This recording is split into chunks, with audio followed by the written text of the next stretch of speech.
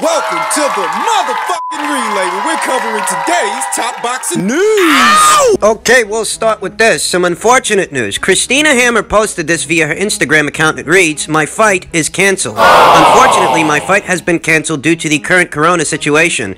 I trained mega hard, but I hope a replacement date can be found. Stick together. Thank you for all the support, my Hammer crew." And not many particulars in association with the cancellation were divulged. We don't know that this cancellation is as a result of someone on Christina Hammer's side testing positive for COVID, or someone on Turunin's side, or maybe it's just the situation in that region of the world overall. Are the cases going back up? Christina Hammer is based out of Germany, and I vaguely recall one of the very first cards to be staged during this pandemic in front of an audience of any kind, of any size, was over there in Germany. Have they lost their handle on the situation? Is that why the card was canceled? Was the card canceled? Or was it just this fight? Right now, really don't know. This is the second cancellation as a result of COVID in association with fights that were set to go down this weekend. For those of you not already aware, the Zradzewskaya versus Bermudez IBF title fight was postponed as a result of COVID-19. Daniela Bermudez's father and coach tested positive for the coronavirus. And this breaking news with Christina Hammer and the cancellation of her fight is just another chapter in that same book, an indicator that while things are slowly going back to normal, we really aren't out of the woods yet. This pandemic isn't over. And what this effectively does is push back the potential Christina Hammer-Franchon Cruz fight, as this upcoming fight between Christina Hammer and Turunin was for an IBF interim title, an interim title that could be used as a segue to challenge for the full title that Franchon Cruz is currently in possession of. Because the sooner that Christina Hammer fights for that title and wins that title, the sooner they can get the ball rolling for Cruz Dezern versus Hammer.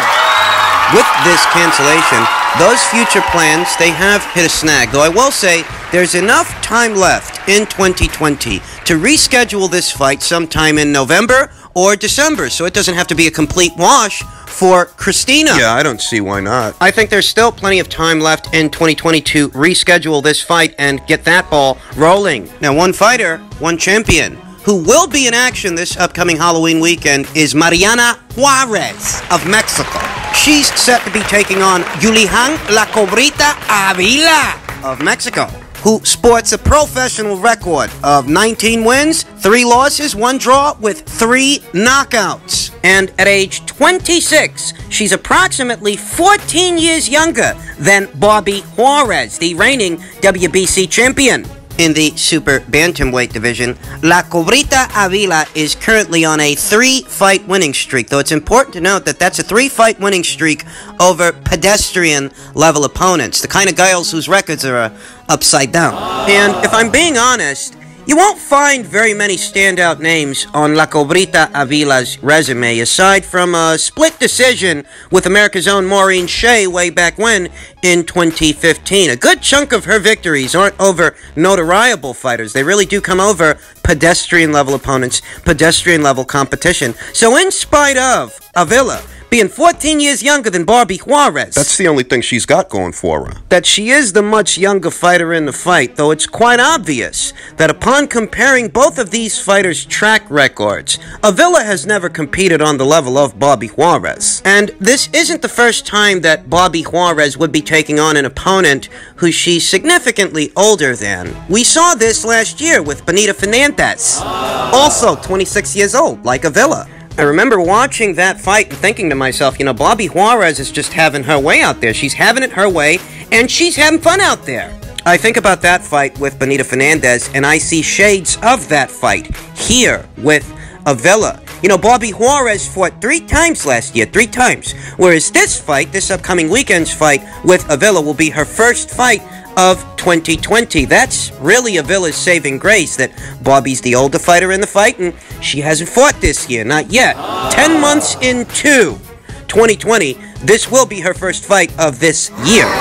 That really is Avila's saving grace in this situation, her only saving grace, the proverbial silver lining, as it were, that Bobby Juarez, having competed at a much higher level, having much more professional experience this year, hasn't had a fight yet, whereas Avila has. She was in action earlier this year in September. That's about the only out that Avila has in this situation ahead of this fight, that perhaps, maybe, Bobby Juarez has accumulated enough ring rust that she has a chance? Maybe. Though I wouldn't bet on it. Looking at this situation, the logical choice still is Bobby Juarez and Bobby Juarez on point. And this fight is set to be going down south of the border in Cancun via Mexico Televisa. Keep your eyes peeled for this. This Saturday night, there's going to be a lot of action this weekend that leaves us with a lot to talk about Sunday morning. In other news, per tweet from Michael Benson, Eddie Hearn has stated that Tyson Fury versus Anthony Joshua 1 is being targeted for April, May, or June of 2021, with Tyson Fury versus Anthony Joshua 2 then eyed for November or December later on next year. There you have it. The wheels are in motion for this fight. And what most resonates with me about this news is the epic case of sour grapes coming from the Deontay Wilder faction of fans. That what these guys would have you believe is that Tyson Fury is trying to weasel out of a third outing with Deontay Wilder, as if he didn't beat the dog shit out of that guy the last time around, the last time that they fought. What these guys would have you believe is that Tyson Fury is afraid of Deontay Wilder, and that's why he's choosing to circumvent the third fight, the third outing, when in reality, all Tyson Fury is doing is prioritizing the fight that Deontay Wilder didn't want. The fight that he turned down several times already. The undisputed heavyweight title fight that Deontay Wilder was none too concerned with because he had the most precious belt of all the belts. The only way this fight is going to happen if it's 50-50. I don't care what it is. At this point in time, it ain't even about the belts no more, baby. It ain't as I said, I'm the most talked about, I'm the hottest fighter in the world right now, and I got one belt. And I got one belt that means more than any other belts. That's that green belt, that WBC belt, the most precious, the most. And so, Deontay Wilder has been effectively cut out of the undisputed title picture, though in truth, he never really wanted to be there that much to begin with. He was happy holding just the one belt. The one belt, the WBC title that he's not even currently in possession of. And depending on what happens next for Wilder, rather, what doesn't happen next, if he decides to call it a career, if he decides to call it quits, that's going to be quite the feather in the cap of Tyson Fury, regardless of how things go with Anthony Joshua. Whether he wins, whether he loses. If Wilder retires, Tyson Fury can always say that, balls to bone, he's the guy who retired the Bronze Bomber after what would have been his first and only professional loss. Listen, guys like me and you, we might have scored that first fight for Tyson Fury. We might have. But in the record books, that ain't nothing but a draw in Deontay Wilder's resume. That's how they've got it. That's all that is.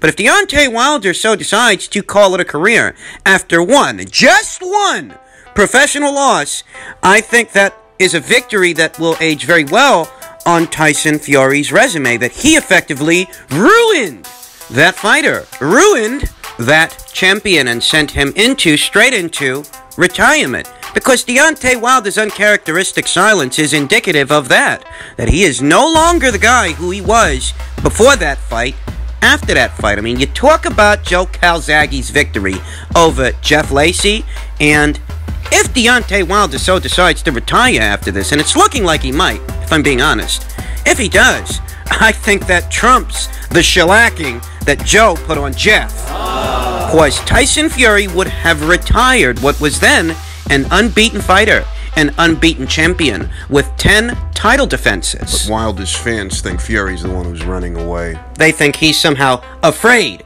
in spite of having witnessed the beating that Tyson Fury put on Deontay Wilder. They think the guy's scared because he's skipping out on what is this formality of a fight, because that's how I looked at it. A pointless formality. We've already seen these two guys go out there 2 times. Wilder hasn't beat him yet. There's not much chance he gets it done in a third fight where he couldn't get it done in the first or second fights. But Tyson Fury's the one who's scared. You know, those guys, that faction of fight fans, they don't live in a little place I like to call Earth, because when you consider what school of thought, what hierarchy of thinking these guys opt for, they're still waiting for Deontay Wilder to come out with the Glovegate evidence. I mean, do you remember that? Do you remember how YouTube author after YouTube author capitalized on the gullible naivety and the overall stupidity of this faction of fight fans? Do you remember how many videos were getting uploaded every single fucking day, claiming that somehow Deontay Wilder's got the evidence, he's got the proof, Tyson Fury cheated in the fight,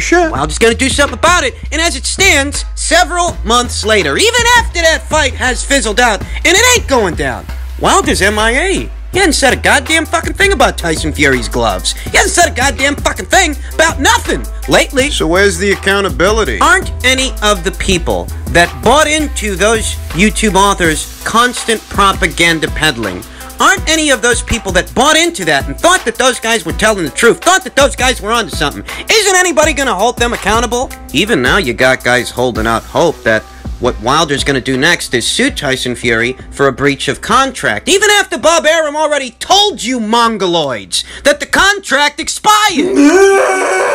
All fuckery aside, this is cause for celebration. I mean, I think it is to a boxing fan, but do you think that Wilder's fans, do you think to them this news is cause for celebration, that the wheels are in motion for 2021 to be the year we see the next undisputed heavyweight champion? Do you think these guys are hearing this and they're happy about it? They're not. Oh, rest assured. Regardless of which side of the fence the average fight fan sits, the fight fan, the boxing fan, who is a part of the boxing community, is receiving this news with welcome arms. This is cause for celebration to a boxing fan. But what have I been telling you fucking guys for the last 2.5 to 3 years? Wilder's fans are not boxing fans. They never were. These are just men with empty lives and tribalist sentiments. No more, no less. I was really disappointed, to be honest with you. And I was quite angry. But I will say this, because I do feel like 99% of what was said was total bollocks. I don't know if that was Kell talking or whether that was someone feeding him with rubbish. But let's just start with the Crawford fight and the Sky situation. When Amir Khan boxed Terence Crawford, Kell Brook flew out there. He was talking to Top Rank. And he had meetings with Top Rank, probably about that fight and probably about other fights as well, which didn't go down very well with me, to be honest with you. I'm an all or nothing kind of guy. They come back, they couldn't get the Crawford fight, and then after the DeLuca fight, they carried on their conversations with Top Rank. I was never involved with one conversation they had with Top Rank regarding this fight. No part of the negotiations of the deal whatsoever. They chose to do this all themselves. Right? Now, was that because they didn't want to pay me? Or was that because they wanted to go their separate way? Once you turn your back on me, don't ever turn around and start walking back to me. They've gone their own way. They're dealing with Top Rank, as Kell called him, Uncle Bob. Right? No problem. I accepted that. I'm not involved. Then, Top Rank calls Sky. Right. Brook v. Crawford, pay-per-view. Yeah. Sky turn around and say no. When they realise they're in trouble, I get a phone call from Kell's dad. Oh, Eddie. Oh, it's got to be on Sky. We've been with you from the start, you know. Why the fuck's it got to be on Sky? Don't come running back to me when you're struggling to get a UK TV deal. Don't come back and start accusing me of not being loyal to get it on Sky. What is this fascination with Sky? We just saw Vasily Lomachenko fight Teofimo Lopez. BT and Frank Warren have an output deal with Top Rank, and they didn't take the Teofimo Lopez fight. They didn't take the Kell Brook fight. ITV didn't have any interest in Lopez and Lomachenko. They didn't take the Brook fight. Channel 5 probably got offered that fight. Why is everything on Sky and me? It's a clear-cut case of he said, she said, though there are some facts to be derived based on Eddie Hearn's comments. Kell Brook is feeling raw that Sky Sports has not picked up his upcoming fight with Terence Crawford. But as far as Eddie Hearn is concerned, Kell Brook turned his back on him a long time ago, as soon as Kell expressed an interest in fighting Terrence Crawford. When he reached out to Top Rank, had conversations that Eddie Hearn was not a part of, though privy to. If you want my opinion, and you're here, so I'll assume that you do. It sounds a lot to me like what Kell Brook tried to do was backdoor Eddie Hearn. For whatever reason, he was discontent, dissatisfied, and wanted to do his own thing. And Eddie Hearn didn't stand in his way. He didn't try to stifle the negotiations between Kell Brook and Terrence Crawford. You didn't stop him. If you want to do your own thing, do your own thing. But remember, it's your own thing. It's on you now. Why would it all be on Eddie Hearn? Why would it be on his shoulders if he wasn't a part of those conversations that set up negotiations? He was kept out of the loop. He was cut out. The week of Lomachenko versus Lopez, I saw a lot of people out there expressing discontent that Eddie Hearn and the people over there at Sky Sports didn't pick up the Lomachenko versus Lopez fight. And Eddie Hearn is quite right. Frank Warren in the UK-based promoter. Like Eddie. He's got a deal with BT Sport. In September of 2018, that same Frank Warren, That guy. got a rights deal to have his fights aired in this part of the world on ESPN.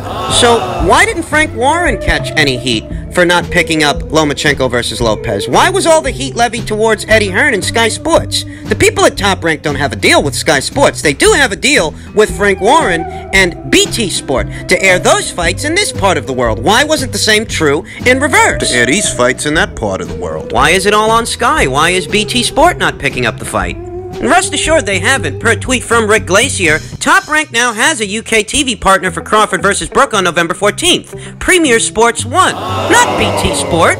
My take on all of this is that what Kell Brook is experiencing is a clear-cut case of sour grapes. It seems like Kell didn't want Eddie to be in the loop on this one, which is fine. But since he wasn't in the loop, all of this and all of these are your fucking problems. Simple. Because how do you think it looks to Eddie Hearn from where he's sitting that Kell Brook is having these kinds of conversations with another promoter? Another promoter who in this part of the world is his competitor. Perhaps not in the UK, but the US. And this promoter has his own liaisons in the United Kingdom. He has his own network connections. Why is none of the weight of this burden being put on their shoulders? Why is it on Eddie's? And why would it be? You guys kept him out of the loop, right? You guys negotiated this situation with Top Rank independent of Eddie Hearn. It's a simple case of causality. You've made your bed. Now you have to lie in it. Through your actions, you've burned certain bridges. That's what it sounds like. And that happens. If you wish to go your own way, do your own thing, then do your own thing. But do it on your own.